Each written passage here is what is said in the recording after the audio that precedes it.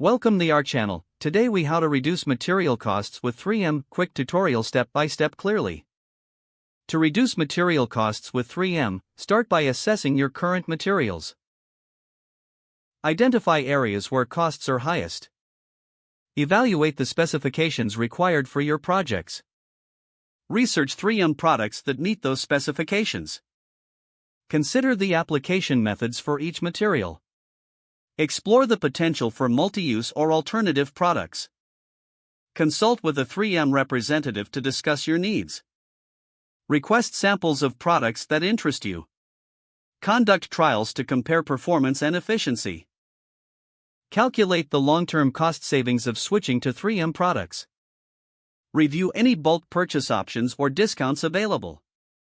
Train your team on how to effectively use the new materials. Monitor the results after implementation. Adjust your inventory management to reflect new materials. Continuously evaluate your material costs over time. Stay updated on new 3M products that could further reduce costs. Incorporate feedback from your team on product performance. Make informed decisions based on data gathered throughout the process. This approach will ensure you maximize the benefits of using 3M products while effectively managing material costs. If the page does not load, refresh the browser or try again in a private or incognito window. Make sure you are using the correct email address, then retype it carefully to avoid small typos. If your password is not accepted, use the reset option and create a new strong password you can remember.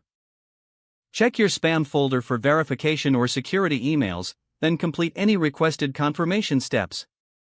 Enable two-factor authentication if available to improve account security and reduce unauthorized access risk. After signing in, review your profile details so your contact information and settings are accurate and current. If you see an error message, note it down and try again after restarting your device and internet connection. Log out when you finish, especially on shared devices, to keep your account and payment information secure. If the page does not load, refresh the browser or try again in a private or incognito window. Don't forget to like this video and subscribe to our channel for more step-by-step tech guides.